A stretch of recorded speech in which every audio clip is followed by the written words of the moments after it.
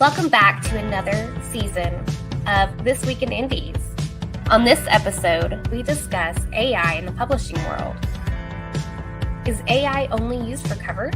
I think not. Authors are using AI technology to write books. But does using this program or these programs plagiarize other authors' work?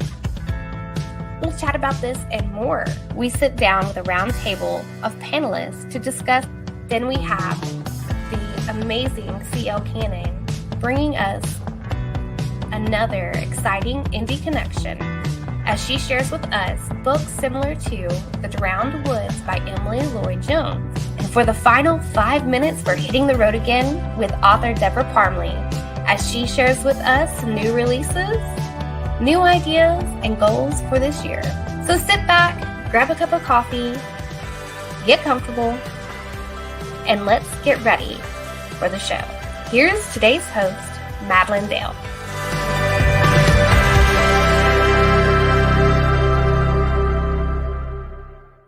Hey guys, how's it going? I've got a slight delay on my end today, so bear with me as we go through today. Welcome back to another season of This Week in Indies. We've got a great group with us this morning and a great topic. But before I bring everybody in and let them introduce themselves, we are going to take a moment and watch a video. We lost a very important member of the indie author community, and this is a tribute to her. So hang tight and hit that like button as we take a moment to honor this person. Hello, everybody. Joe Compton here. We're starting our shows this weekend a little differently than we would normally start them. And that is because recently I found out that I had lost a friend and someone very valuable to our indie community. She was a writer, director, producer, mini showrunner, as she says in our interview, our first interview in 2019. And creator of some wonderful, wonderful comedic and beautiful LGBTQ, beautiful, just amazing, amazing miniseries. And that's my friend Summer Chasant. Summer, she was just so amazing. The first time that I met her, like I said, was at Slam Dance in 2019. She was premiering for the Episodes program her latest web series called Rage Room, which is about a woman who is trying to find herself, and she happens upon a rage room and finds this therapeutic, interesting business opportunity and takes it on. Meditation is everywhere. I give you everything.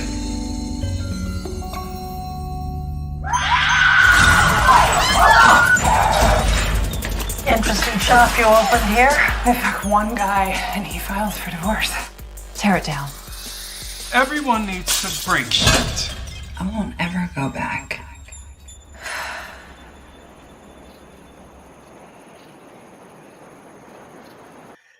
It's a wonderful series. It encapsulates a lot of Summer's personality and who she was, as does her long-running series, Namaste Bitches, which is season 1 and season 2 out there now on YouTube.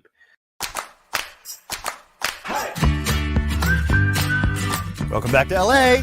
This is the perfect space for me to manifest the vision of this new chapter of my life. I take teacher recommendations from our sister studios in New York very seriously. Hey, I'm Gina. And these are my senior instructors, Jesse and Ben. I think you're going to fit in beautifully with our happy little family. What they want me to do there isn't even yoga. That is not pranayama. How many students signed up? 2 signed up online and Seth makes 3. Shit. LA is filled with teachers who can pack a class and would kill for your time slots. How many followers do you have? She has like a gazillion Instagram followers. How many Instagram followers do you have? You have the most certifications, but you're not the most popular. How long do you think it'll be before I can do a handstand? Potentially never. You can't call me anymore after you screw up and you don't have anywhere to go. I only practice with Jesse now. What the hell was that? You get fired for that? Teaching yoga is about projecting an image. It's not about being truthful. No fucking way. Bitch, you're going down. Lying corporate yoga slut. Are you high? You are totally fucked. I need a break from all these yoga freaks. Come on, use your Ujjayi breath.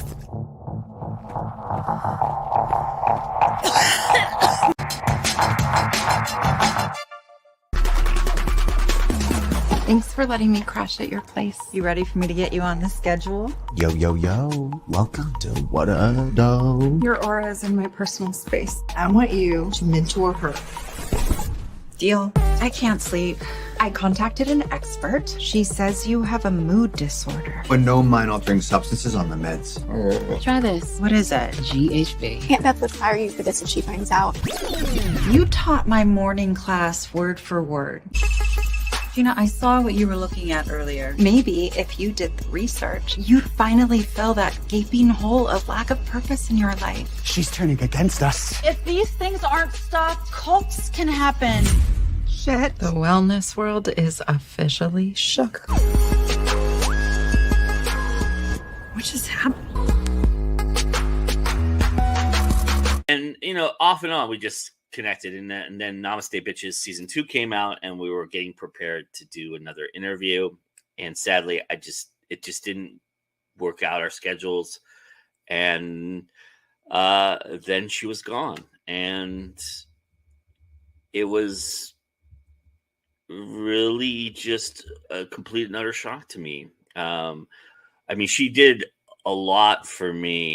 She introduced me to a couple other filmmakers that I hadn't met before, that she had met, and got them to told them how wonderful an interviewer I was. She actually told a few people at CineQuest about me, and they reached out to me and had me do CineQuest that year.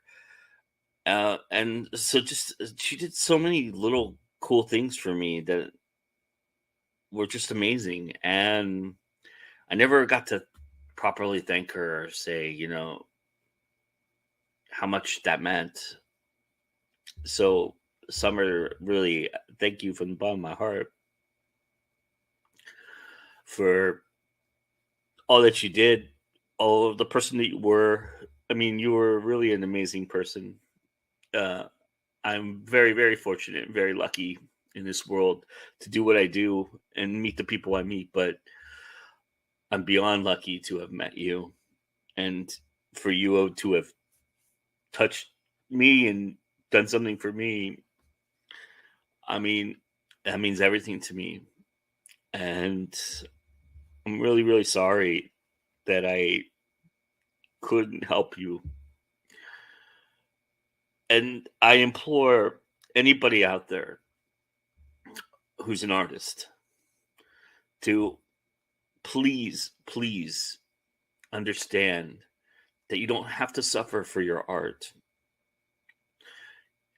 There is professional help out there. There is available places you can go. And I found one particular place that I want to mention in Human Vations. They actually have a program for artists who are feeling suicidal, who have mental health issues. And I put the link in the description of this show so that you all can please do reach out to them if you are feeling like there's no other alternative, that there's no hope, because there is. And I want to see you around. I want to see you on Go Any Now. I want to promote everything you're doing and talk about what you do as an artist. So let's keep that going. And I thank you for allowing me this moment to honor my friend and say goodbye to a soul that I'll miss tremendously. So to Summer, thank you. Is it kind of rewarding having done all this on your own? Do you feel like as an indie you know, you have this sense of, you know, accomplishment because you actually created something and put it out there? I actually do. Thanks for asking that question. I feel like I've learned so much, and because I'm actually technically like a micro showrunner on these things, you know, like I hate to throw that word out because I'm not, you know, doing Breaking Bad or something, but yeah, and so I feel like I get to see every element of the production from start to finish, and then being an actor in it, like, and then I get to choose the takes, and really, I actually pick the music, the temp music, and then have somebody come in, and then they bring their own ideas. So, yeah, I love every element of it. That's awesome. Yeah.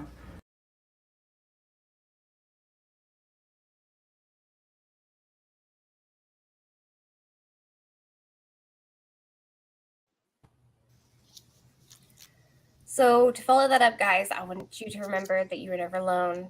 Always reach out. There are more of us out there for you to talk to in moments of pain and anything. Just know that we are here. The indie community is very supportive of each other. So, yeah. But moving forward for today's show, let me bring in our excellent group of authors. We're going to be talking about AI in the publishing world today. So, hey guys, thank you for joining the show today and bringing in the new year with a new season of This Week in Indies. We're going to go around and I'll let you guys tell our viewers a little bit about you, introduce yourself, and tell us about the books you write. We're going to start with David. Hi, good morning or afternoon. I am David Green. I am in Ireland and I write urban fantasy and epic fantasy. I do the Empire of Ruin series, this is the second book, Path of War. Nearly at the end of the next one that I'm writing, which is out at the end of March, I hope. I'm writing it over Christmas, and I write the Helen Haven urban fantasy series as well. And there's going to be a few of those books out this year as well. It's going to be a really, really busy year this year, if I can get my act together, which I can't. I feel that. Oh, hey. Karina. Sorry. Hi, everyone. I'm Karina Kantas. I am an author and a podcaster and a radio host. I run Behind the Pen, which is a video cast and podcast. I also run Author Assist, which provides packages for published authors, unpublished authors and publishers who want to get their book a success and up those Amazon charts. I am the author of Broken Chains, my international best-selling and award-winning novel that actually just won the Literary Titan Award, which I'm so proud of. And it's also translated in 4 different languages. All right. Debra? Congratulations, Karina. Thank you, darling. Hey, everybody. I'm Debra Parmley. I'm that mobile author who lives in a motorhome and travels around the U.S. And I write in several genres of romance. And then I also write as Deborah Bishop, my non-romance. And I'll tell you more about that later on. Sweet. And Adam? So, my name's Adam Gaffin. I am an author and an editor, and oddly enough, getting into publishing now. It's funny how these things happen. Anyways, my most recent book in my Cassidy Chronicles universe is the special edition of The Ghosts of Tantor, and this was just named the number 11 best indie book of 2022. End of the year is a great time to be an indie author because all of these, all of the awards are announced, right, guys? Mm-hmm. And I'm also active on the convention scene, and in a couple weeks, if you're in Colorado Springs or somewhere in the area, you can come see me and our host today, Maddie, at Cosign. It's going to be a lot of fun. So, guys, we've got a busy chat this morning. I'm going to run through these comments real quick. I appreciate everybody being here today. Karina breaking the fourth wall. We got Anita hanging out with us. Ooh, Ron is with us this morning too, guys. What? Ooh. Books by Tiffany. And then JD as well. So, guys, let's dive into this stuff about AI. I know I sent out like a couple articles to read, but I'm going to start with the cover stuff. Have you guys used AI for covers? Have you thought about it? What is your opinion on that? I didn't know anything about it, and I went on to DALL-E today and had a look around. And unless you're familiar with HTML code, there's this new code that you need to produce these pictures for the covers.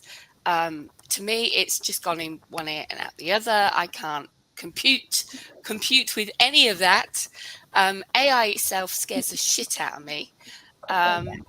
We're going to give it, well, we've already given it too much power. It's going to take more power. It's taken away jobs of what people should be doing, what we would pay people to do. AI can now do. But for just what you were asking about for the cover, I would use it if it was more simplified, but I'm no good with code. So I had a little play around and I was like, no, I backed away. But yeah, it was good to have a look around and see what's going on with it. Yeah. I'm going to put my hand up like Katrina did, like we're at school again. It was nice. It's a nice civilized way of getting. That should be the way everyone does it. Hands up when you want to talk. Yeah. So when I first started hearing about it, I used it for doing character portraits, just to kind of just for myself really, and for my Facebook groups and everything, just to kind of get like a visual kind of thing of what my characters look like. And I thought it'd be nice to kind of show like people in the reader group and all that kind of stuff. And I thought it was quite good for that, you know. I thought, and that's kind of what I thought it was going to be like, people, because there was that kind of explosion of all, like, especially indie fans, not even just indie authors, but like traditional authors going, look at this thing that I can do. This is this scene from my book and whatever, and all this kind of stuff. I think it's fine for that, you know, and it's pretty easy to do with a lot of websites that you can do. I think with the cover, there's a few kind of conflicting things about that. The first one is, I think all of them kind of look like there's telltale signs of them that they are AI, and there's this kind of lack of depth to them. I think a lot of the time with the ones that I've seen, and I have seen quite a few indie publishers, not actual self-publishers, but like small presses using them to kind of cut the cost of going out and getting someone to have a cover made, which I'm not a fan of. But I think there is this kind of thing. There's a real wishy-washy kind of thing. So there's a lack of depth to a lot of them when they're doing full covers. There's little imperfections in them as well, which, you know, for people that do love covers, you're not going to get that with an artist or with someone that's doing them bespoke. The other side of it is that a lot of, and again, this is, I think it's a weird thing when you look at cover art. I think self-published authors usually have the more unique cover art for their books, because they generally will go out to someone and commission something to be made for them, right? A lot of traditional publishers will use stock photos a lot more, quite a lot, which has been, I think there was, I don't know if you saw this thing with Tor recently with Christopher Paolini's new book, where they were using AI stock art images and just manipulated it, and there was a big kind of, and there's a bit of a stink about it. But they've done it for years. I saw something today where there was Michael J. Sullivan and Anna Smith Sparks book, which was basically the same cover. It was just the same stock photos that were just used in a different kind of way, but it's all the same components. So they've been doing that kind of thing for years as well, and they do that in-house. So yeah, I think there's some good things that you can do with it, and I think it's nice as a writer to kind of have this like visual aid. If you want to create your characters, you want to create scenes that you want to kind of use as a visual aid, I think it's great for that. But I think in terms of creating covers, I feel very, very sorry for cover artists, because they are getting cut out of some business at the moment with things that aren't, I think, aren't quite as good as what they can produce. So yeah, I have a few conflicting thoughts on it. Yeah. And we've got some comments on it too. Before we'll go to you next, Deborah. So, marketing and advertising AI is a big issue because so many companies want to save money and time and not deal with the human factor. I've seen an interview with a robot that was full on Skynet. I wouldn't use it for covers, but I've been fooling around with the AI on Canva. It could be useful for graphics from Anita. I get that, Anita, but I think this will be the next step for pre-made covers for a lot of people. That is definitely something to consider. There's an art contest that a guy won using AI-generated artwork last year.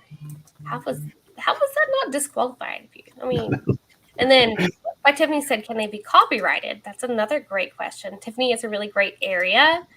People are making a case for it, but it's debatable since AI pulls from existing work, which is going to pull in. Can we hear more from David? Oh, right. And then, Deborah, you had something to add on to that? Yes, I was going to address the issue of copyright. Ooh. I am personally not using AI in my covers, and I depend on a cover artist who's very good. The thing about AI art is that it's derivative, so that's not original elements, and the source material is usually covered under copyright law. So you have to be very careful what you're putting on your covers or anything else you're asking money for, or even a blog. You've got to be careful about what photographs you use, what artwork, and anything. So it's important to know, where did this AI get this source material? What is the copyright? Do you have copyright? Do you have free use of this copyright? These are important issues. And if those issues were addressed, it would also address a lot of the issues that the original artists are dealing with. So there's a lot to think about. I wouldn't run out there and use an AI program and suddenly just say, woo, I'm making a cover now, here we go. That would get you into a lot of trouble in copyright land. So be careful out there. Yeah, and Anita added to that before we go to Karina. That's actually a misapprehension about AI. They use images for learning. They don't copy. The problem occurs when users upload existing images and use AI to copy. It can be a derivative though. Gosh, I can't talk this morning. And Karina, you wanted to add to that? Yeah, the AI is getting the image from somewhere online. And as Deborah says, you've got to know where that image came from. The same with, I know you're going to go on to the next thing that they're using AI for when it comes to books, but that's the same thing as the covers. They're getting that information online from somewhere. It's not coming from their brain, from like a person, imagination of drawing something, or the person's imagination of writing something. With AI, it's coming from somewhere online. And you just got to be very, very careful. At the moment, I wouldn't use it at all. As I said, AI scares the shit out of me. But I think it's going to be a quick fix for many authors, which is wrong. And as David and Deborah pointed out, it's taking work out of the human element out. And those people need that work. They need that job. Yeah. Adam, do you want to add in on to anything? Well, Anita's point is interesting about it using the images for learning and not directly copying. I haven't played around with it terribly much. I mean, I use the Mind Journey, and I played around with the AI on Canva. To get a decent image is very difficult, I think, because you have a vision in your head of what it's supposed to look like, and then you have to put it into the exact words to get the AI to understand that. I'd rather just deal with a human. David's point is also a very good one. There is very definitely something distorted about a lot of the AI art. There are those little flaws, as he said, which just a human wouldn't miss and an AI does. So it's going to be interesting to watch. Karina's points are very good about taking away from artists. I don't think we're there yet. It's going to have to be a lot better for it to do that. And I just, I can see using it as maybe inspiration. If you have an idea in your head and you type the words into the AI and it comes up with an image that then spurs you on as a writer. Oh yeah, okay, that's kind of what I had in mind. And helps you visualize it. I can see it being a useful tool, but a background tool, not a forefront tool. Yeah. And we've got a couple more comments on it. Where AI is right now in January 2023 will be very different in 6 months, a year, etc. The more people use it, the more it's fed information, the more it learns, the more it improves, which is also kind of scary. And Anita has a question. How is AI using an image as a reference any different than an artist using an image as a reference? There are copyright issues, but copying isn't as prevalent as people believe. And going back to advertising 20 years in the industry, I've seen plenty of examples of people using award-winning work as a template, which I guess would be kind of similar to reference, image as a reference, a template, right, guys? Well, what's the advice that we all get? Take a look at the best-selling books in your genre and do a cover that echoes them. Uses the same kind of cover, the same kind of colors, the same exactly. Kind of yeah. So, that where is the line between directly copying and being inspired by? There's an ethics question to point to it as well, where it's and it's already I've already seen it happen quite a bit, where I've seen cover artists accused of trying to sell AI generated covers. And passed them off as original work, or that they've just touched them up in Photoshop. And I've also seen recently a writer who also ghostwrites, who I don't know why they shared this privately with someone, but they shared privately with someone that they used an AI tool to write someone's book as a ghostwriter and to write parts of it. And they fell out with said person, and said person posted these messages to the internet. Right. So this person had to kind of admit and kind of backtracked a little bit, saying, of course I didn't use it to write the entire book. I used it to write that. But then it's still, it doesn't matter. Like, they are being, I'm someone who ghostwrites for people, and people are paying me for my skills, right, to write a book.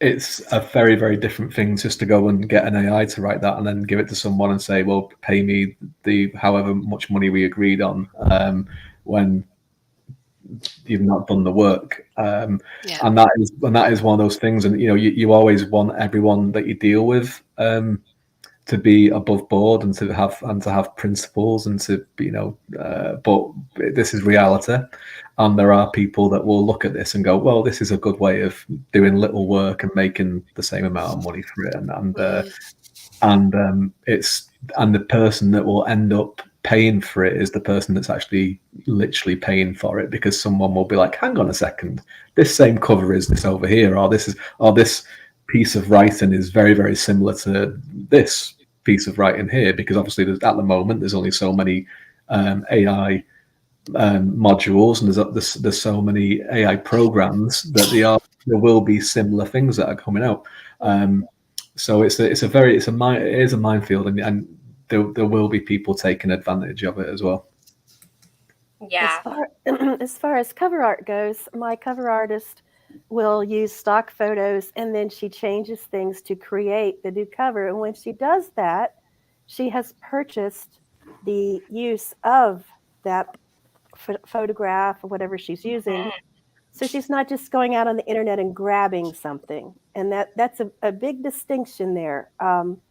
If you are not paying for copyright use, then you are stealing, whether it's AI or you are doing it. And you must be very careful.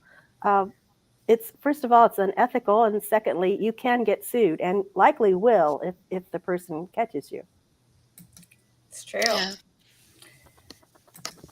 Karina? What David said earlier about someone doing the whole novel for AI, I have the same problem with my translations. You know, someone agrees to translate the book in Italian. How many times I've actually gone on to Google Translate, took their sample, put it against Google Translate, who are not 100% right anyway, and have it word for word. Cool. And then go to someone Italian and say, can you just check this for me? You know, so all these translators can translate a full book on Google Translate and say they did it. And that to me, again, is AI. I then have to go to the human source and say, hi, you're Spanish. Can you just check this sentence for me? Let me know it makes sense, because I don't know if it's correct or not. And get that okay from that person that's just translated the book in that language. So again, it's where do they get those words from? Where do they get that paragraph from? That's true. We've got a couple comments here from JD. But ethics gets muddy when it mixes with business. Again, people want to maximize ROI and minimize cost, overhead, etc. The predictions of how much AI will advance puts us firmly in Asimov territory. Did I say that right, guys? I don't know. Yeah, Isaac Asimov, 3 Laws of Robotics. And clients want to use pics they find on Google and don't see anything wrong with that. What? And then Google Translate can accelerate the process, but does about 60% of the work. And if you're writing colloquy, I'm tongue-tied again today. Text translators are useless. I read a book thrown through a text translator, and it was barely legible. Yeah. And that we all know those humorous memes. You know, I took this phrase and I ran it through, Google Translate into this language, and then took that language and put it back into English, and this is what it came out as. So, yeah. And that kind of shifts us to the next thing with the AI conversation. And you guys have brought it up a little bit already, using it to write the books. Like, that was something the article really pointed out was one of the people used or said, hey, talking to their AI thing, make this sound like so-and-so's book, like in this format, whatever. And I was just like, I get that. Like we probably do that some too, but it was very, very similar, not something that a human mind itself would come up with. Plagiarism. Yeah, exactly. Yeah. Exactly. It went to the book of that author, took his style of writing, his speech, his way of sounding, and then wrote out a paragraph sounding like that author.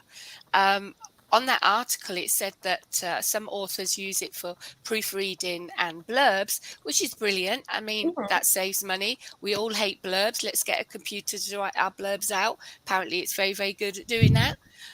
Proofreading, unfortunately, we go to people to get the proofread, So again, you're taking the human element, and if you start using computers for things like that, which is a quick way of doing it, a cheap way of doing it, but you're taking that job away from somebody. And I'd rather go the human element and pay someone to do that. Not the blurb. I do my own blurbs. And AIs they don't have human judgment. I use Pro Writing Aid as a backup as I'm editing, and just seeing what's over there, and it'll give you an error, and you say, oh, you look at it, all right, let's see how it sounds doing this, and then it'll pop up with another error saying you need, okay, take out the comma. Oh, put back in the comma. No, take out the comma. Yes. And it gets into a stupid loop. You have to have the human judgment, because there are also times when you're writing that you are deliberately violating grammatical rules. Yeah. So you need to have, using AIs for proofreading is just I'm sorry, I think it's a dumb idea. and you're going to, and it'll show up. It'll, if you have an AI proofread book, when a human reads it, there are going to be bits that they're going, this is wrong. That don't make sense. This is wrong, and it's going to, and it will, and that whichever author said, oh, I'm going to save some money, I'm going to use AI to proofread rather than hire an editor, they might be rather disappointed by the sales of their book as soon as people start reading it and reviewing it and saying, yeah, no, this isn't actually English, this is rubbish. Yeah, that all made me think of what JD brought up about the suggestion software that really knows AI are drunk. Well, AI misses out on context, right? It doesn't understand context of something like that, And I've seen a few people kind of doing that when it first started coming out. I'm in quite a lot of writer groups, and there was a lot of people panicking about AI replacing human writers for stories and what have you. And a few people did some tests, on like kind of little paragraphs or little things that give it little things. And the thing with it is, at the end of the day, like AI needs to be taught, right? And it'll at the moment it'll pull from classics. It'll pull from certain people with certain voices and all this. But it is a computer program at the end of the day. And what I've seen with a lot of it is there's a lot of filler words that are used, and it's very, very cold, and it kind of, anything that's kind of written on there is it lacks a lot of emotion, and it lacks a lot of subtlety as well, and it's very, very poor with dialogue, which is where you would break grammatical rules, and you would kind of like give people certain kind of ways of speaking. So I don't think there's any kind of worry in the immediacy of AI kind of replacing actual writers, because it would just become very, very cookie cutter and very identical. Maybe down the line, who knows? But I still think they'll still run into those kind of problems, because like AI will try to do everything perfectly.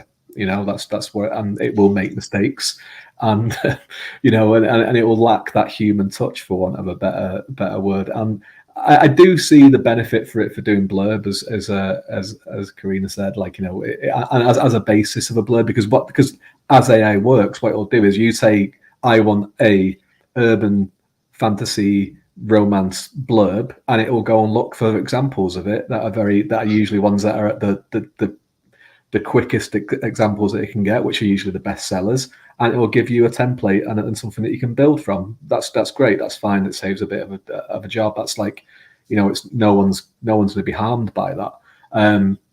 But I think when it gets to more of a creative thing, where it is a long form creative endeavor, I just don't think it's ever going to kind of, not for years and years anyway, it's never going to kind of get to that kind of level of an actual human doing this kind of thing. It just, that the pieces just aren't there for it at the moment to link everything together.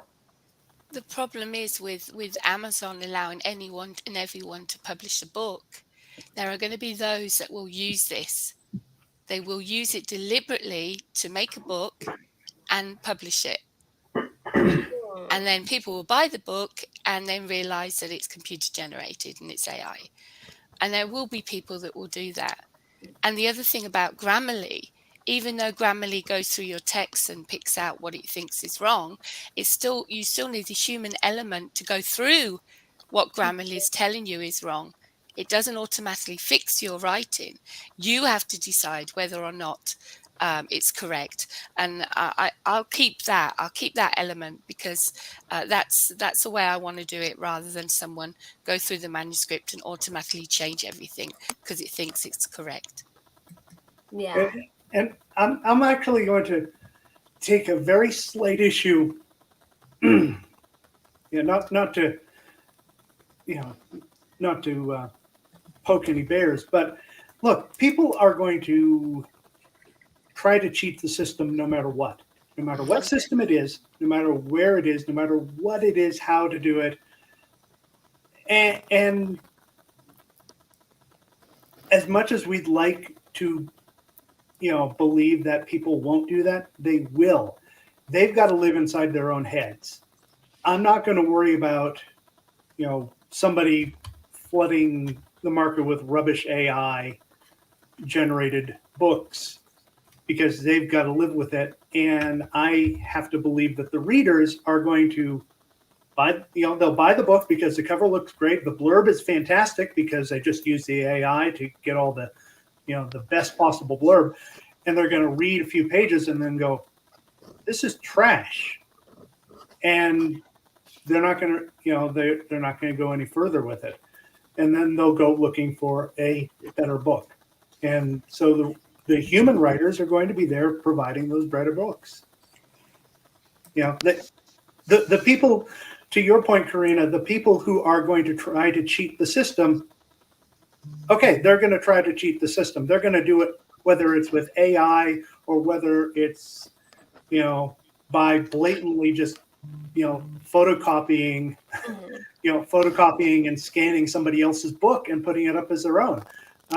They're going to do it. They got to live with that. It's not my problem. What's going on in their head. All I can do is put out the best book I can put out and trust the readers to find the good books. Yeah. That all of us are producing. Yes. So I decided to tackle this issue by learning more about it because I climb lighthouses because I'm afraid of heights.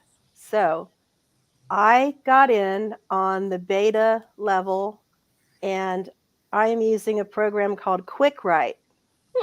And it is AI. And I so far have used it for just trying it out. I'm learning how it works. I've made character descriptions and book descriptions and blurbs and other various things. Now, they're not out there on my books yet, but I'll tell you this, they do a good job with blurbs. They really do, better than I do.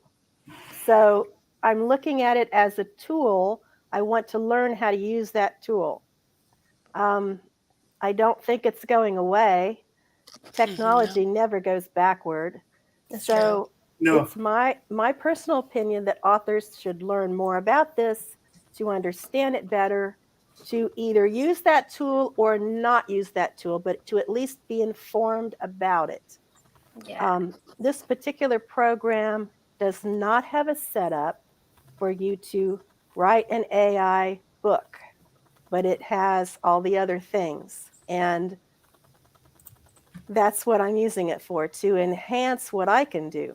And the opposite thing is, if it were to do a page of a book, I would still rewrite it because it wouldn't say it the way I want it to be said. Yeah, it wouldn't be your voice. And it wouldn't be mine.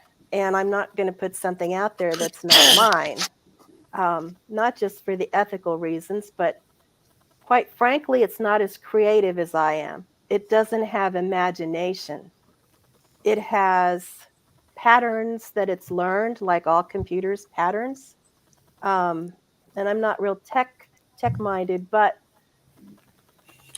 we've got the element of imagination.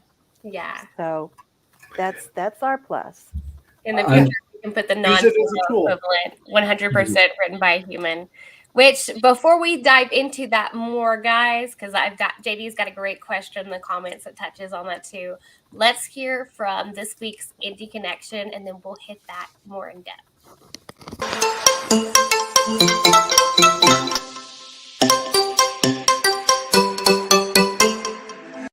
Hey guys, C.O. Cannon here from Fiction Atlas Press, bringing you another Indie Connection.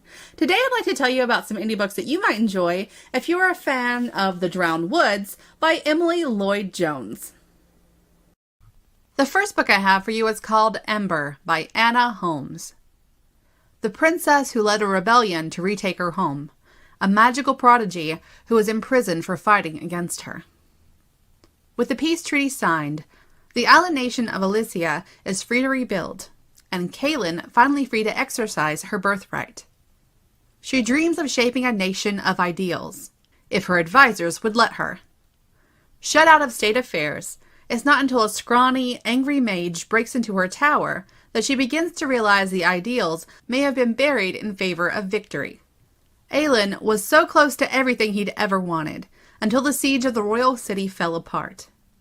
The Elysian rebels captured him, beat him, worked him nearly to death. He seized an opportunity to escape and made for the site of his biggest failure, intending to use his prodigious magical talent to avenge his many losses. He wasn't expecting Kaylin to commandeer his kidnapping attempt. She demands to be led to the prison camp so she can see it with her own eyes, and begrudgingly he agrees to lead her. If they aren't ensnared first by her treacherous advisors, his old comrades out for her blood, or, worst of all, their own feelings. The second book I have for you is called Flame Skin by Camille Longley. To be born a flame skin is to be born with fire in your heart and desolation at your fingertips. Flame skins are born to be shunned and hated, enslaved or killed. It is fire that runs through their veins, not blood, and the demons inside them will always whisper death in their ears. All of them succumb to the lies of the fire in the end, to become creatures of burning and malice. Enslaved as a child, Flameskin Lark has been forced to use her fire to smuggle goods across the sunken sea. She has resisted the whisperings of the flames all her life. But her time is running out. When a smuggling job goes wrong, she is abandoned by her slaver to be killed or captured. She is given a chance for freedom, but it comes at a steep price. Her journey to freedom will take her to her homeland, a place she is not welcome and where she'll be killed if discovered. Will salvation lie in Nordy's dethroned prince, her heartless thief, or in the very flames that threaten to destroy her? The third book I have for you is called Ina of Elbria by Megan O. Russell. Ina never hoped for a peaceful life. She never dreamed she'd become a killer either. Ibria, a country mercilessly ruled by the 7 guilds where commoners struggle to survive. No one knows the cost of survival better than a legal healer, Ina Rayland. Ina is offered a life of freedom and a chance to fight the guilds, but she can't win the battle alone. A myth to guide her journey, a brother she thought she'd lost, a ghost to steal her fear, a man to steal her heart, an impossible enemy, a hope for freedom. Ina is the only one with a chance of fighting the guilds, if she can survive long enough to try. And the last book I have for you is called The Hush by Sky Melky Wegner. A fiddle-playing teenager in search of his father is drawn into a strange world and an outlaw's plan for vengeance in this fantasy adventure. Chester has taken to the road, traveling from village to village, desperately searching for his father, who has disappeared. One night, while fiddling to earn a few coins, he accidentally connects to the song, the music that fuels every aspect of the world and that is illegal for him to interact with. He's caught and sentenced to death for his crime. Only a licensed song shaper can bend music to his will. But someone in the crowd, a member of the infamous Nightfall Gang, stages a daring rescue and whisks Chester into the Hush, a shadowy nightmare mirror world where music can be deadly and echoes can kill. Susanna, the captain of the Nightfall Gang, has been watching Chester. She needs him to pull off an elaborate plan that will take down the governing body that keeps her an outlaw and made her the fragment she is. Susanna needs him to exact her revenge, even if he dies doing it. Okay, that's all for me this week. I'll see you next week on the Indie Connection. Bye.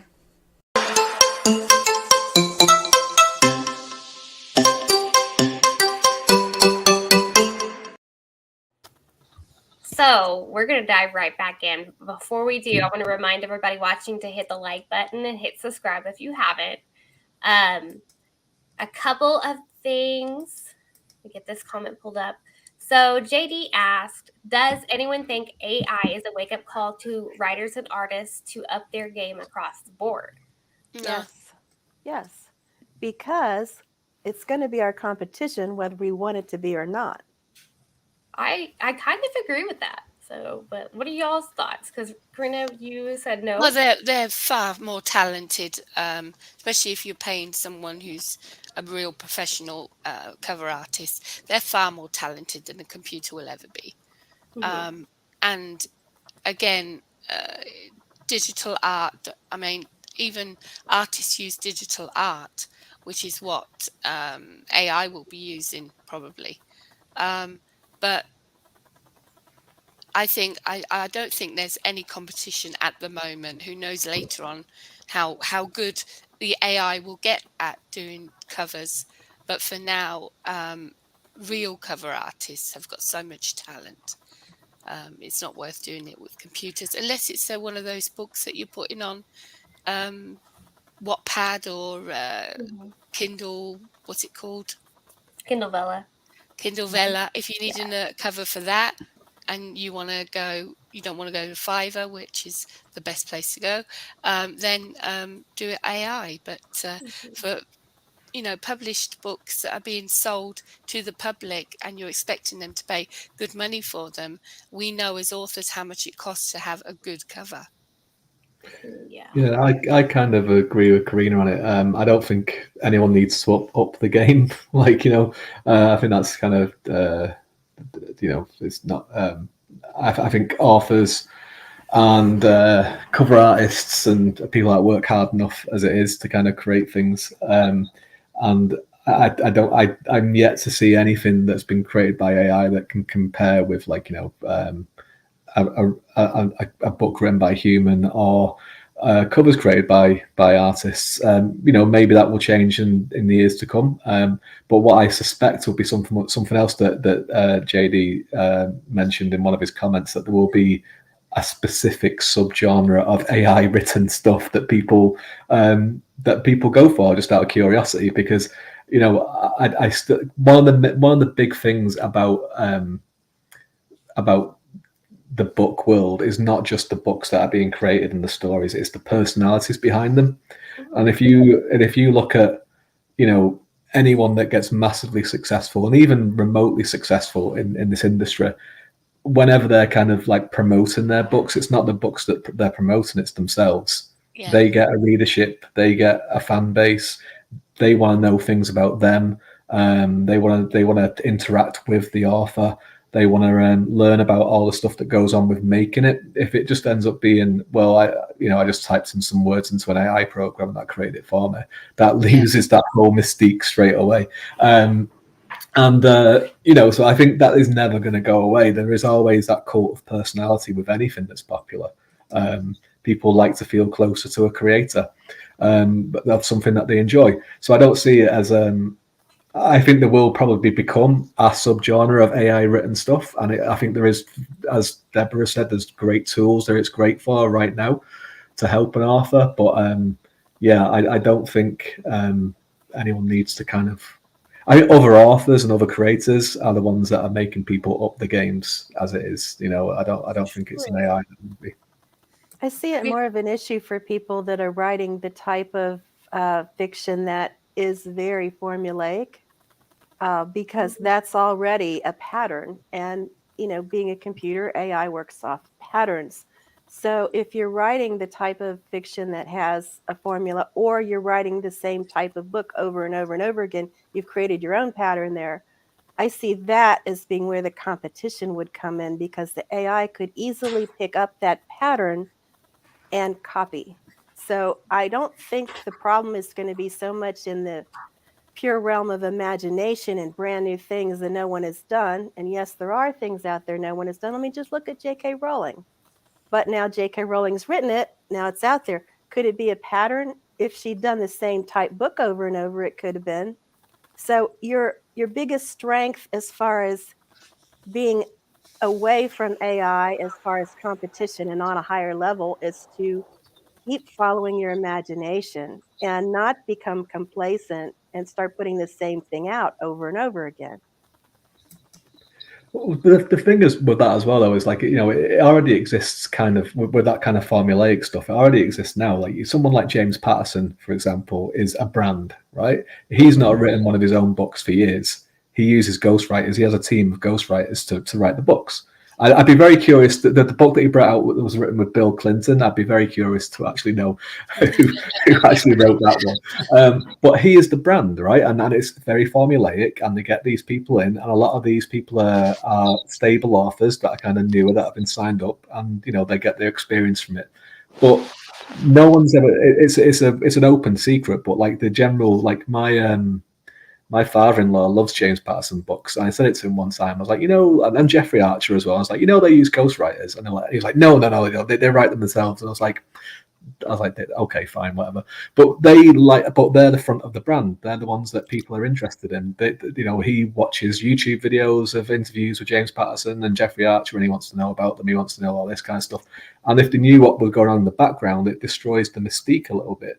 And that is the same. It's the same thing. It's like it's using a think tank to create a brand of books. So yeah, maybe in the future that'll be the way it is with those kind of things with AI. But I hope it isn't, because there is a lot of I know an author who ghostwrites for James Patterson, or got his start writing for James Patterson. He's quite a successful thriller author in his own right, and his books are very, very good.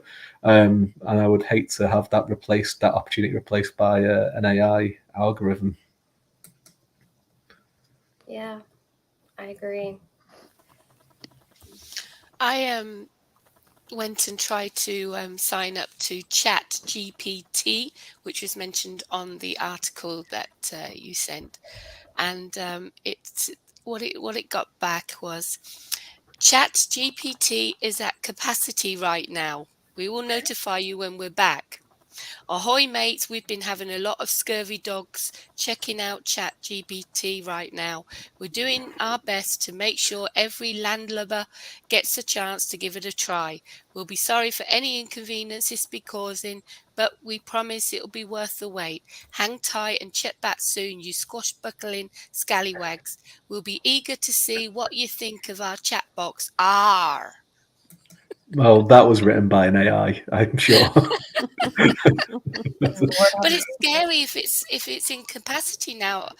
That means how many people are using it right now? I mean, wow. Yeah. That's Well, crazy. it could also simply be a function that it is, since it's still beta-ing, it's still limited. Yeah. So they might have deliberately throttled down the capacity. Yeah, and Someone there literally was typing in, write a capacity notice as a pirate. This is pretty good. We'll use this. This is great. Yeah. One of the things that's happening over on QuickWrite is that they're asking for feedback from us, because I'm one of the authors in the beta phase. And so they want to know, what do we want more of? What do we like? What do we not like? So it's a writer's tool, of course. One thing I'm noticing is with the blurbs and book descriptions, they're better at SEO than I am. Well, of course, because computers and algorithms. So as far as a tool for that, I'm seeing that pretty good. I'm not seeing it so much on the imagination end at all. That's all me. But that's good, so. Yeah. Yeah. And going back to an earlier point about, copying authors' styles, one of the things that I've done as a writing exercise is written Sherlock Holmes stories, using the Arthur Conan Doyle style. But you still have to come up with a different mystery. You still have to come up with the imagination. So, and because Conan Doyle is in public domain, anybody can write a Sherlock Holmes story. But it's a good challenge to an author to try to write in somebody else's style, because you've really got to work at it. We all have our own voices. To suppress that voice and use somebody else's is a challenge.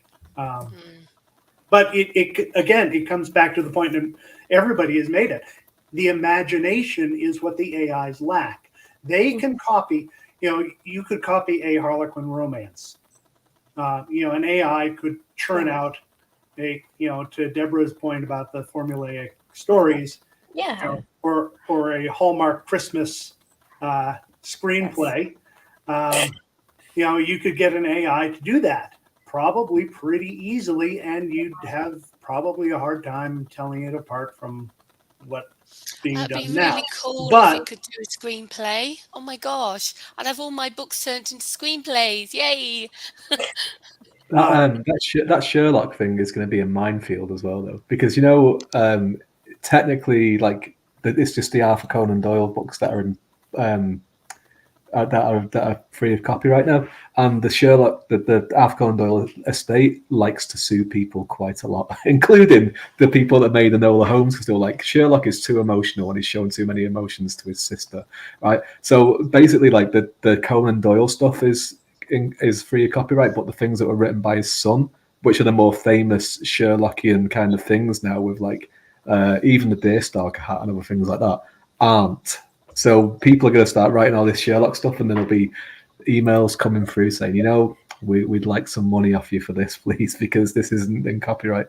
It's well worth. And I've seen loads of people like post covers in the last few weeks, like their character meeting Sherlock Holmes and this meeting Sherlock Holmes, and it's I'm glad that they're the canaries that are going to be testing this stuff out first. What happens? Yeah. It'll be interesting watching copyright law too, because copywriting of derivative works is not, sometimes you can't do that. You know what I'm saying? So that's going to get real interesting. We watch the lawyers on this issue, because that's going to be real interesting as AI grows. Yeah. That is. Well, guys, let's go around and tell everybody where we can find you and your work. So we're going to start here at Adam. So you can find me at CassidyChronicles.com, right down here. That's the website. There is a store page, so you can buy the ebooks directly from me. If you prefer to get them in print, we can do that too. I'm still setting up my convention schedule for this year. In the past week, I just signed on to go to the inaugural Wyoming Pop Culture Convention, which ought to be interesting. Ought to be a lot of fun. A friend of mine, Rachel Renner, David, you know her. She's also here in Colorado, and she's going to be there too. So, yeah, CassidyChronicles.com. I'm going to be a regular this season on This Week in Indies, and I'm all over social media. And since I'm the only Adam Gaffin that I know of, if you see Adam Gaffin, that's probably me. Well, thank you for being on the show today. Glad to be back. Karina. Hey everyone, you can find all my book links and all my social media links at bing. There we go, Linktree, which is pretty easy to remember. Don't forget, if you love a dark, twisty romance, this is a dark mafia romance, international best-selling author, and an award-winning book, 3 so far. Go out and get it. As for Author Assist, I offer packages in multimedia, publishing, and I also offer coaching and mentoring to authors that are out there and stuck where they are, or they've just published a book and no idea where to go next. So come and see me, Author Assist.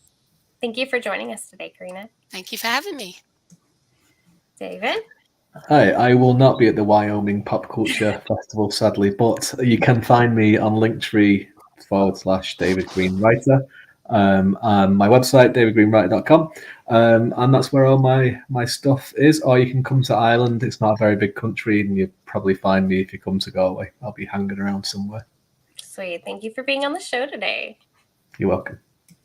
All right, guys, I'm Madilynn Dale. We're going to be switching gears to the last 5 minutes shortly. But before we do, you can find me and my wonderful work, some of the books in the background.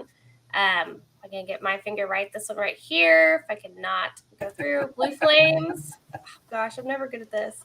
Is a book that is dropping at the end of this month.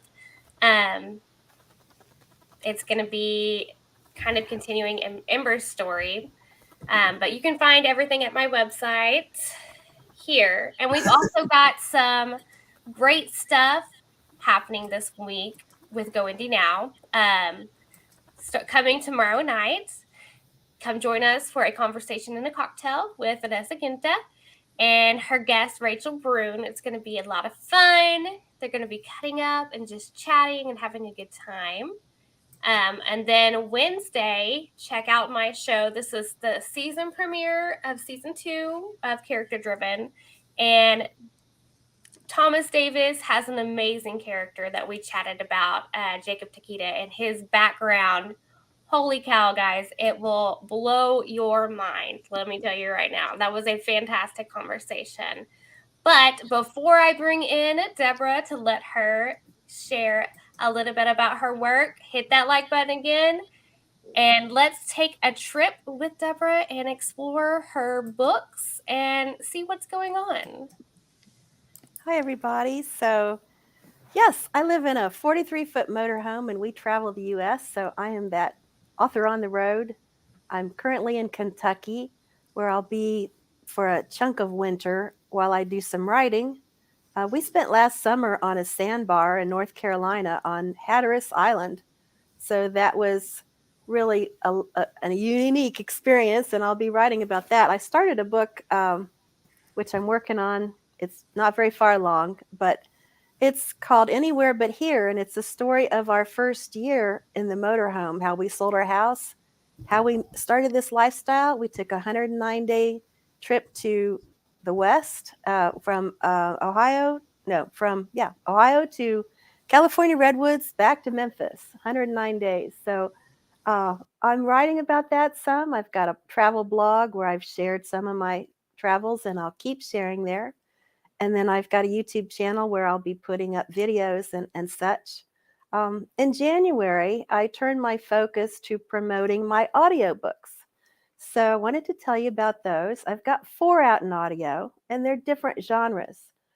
Trapping the Butterfly is book 1 in my 1920s series, and that one is about flappers. So each book is about a different flapper. It is a romance. There are gangsters, and Al Capone's in that first one. It's set in Hot Springs, Arkansas. Then Aboard the Wishing Star is set aboard a cruise ship, and that one is contemporary romance. And there is a marine hero in that one. And then Check Out also has a marine hero and a librarian heroine, and that one's military romantic suspense, which is the genre I'm most known for. And then Dangerous Ties is a Western historical romance. And I'm going to read a short part of that and jump to that real quick. Hold on a second while I pull it up. Nevada, 1860. Pain erased all sense of time. Lillian didn't know how long she'd hung, her muscles exhausted from the strain, her mind full of warnings she was helpless to do anything about. Her throat was raw from screaming before Grady had gagged her. Now the cloth gag stuck to her dry tongue.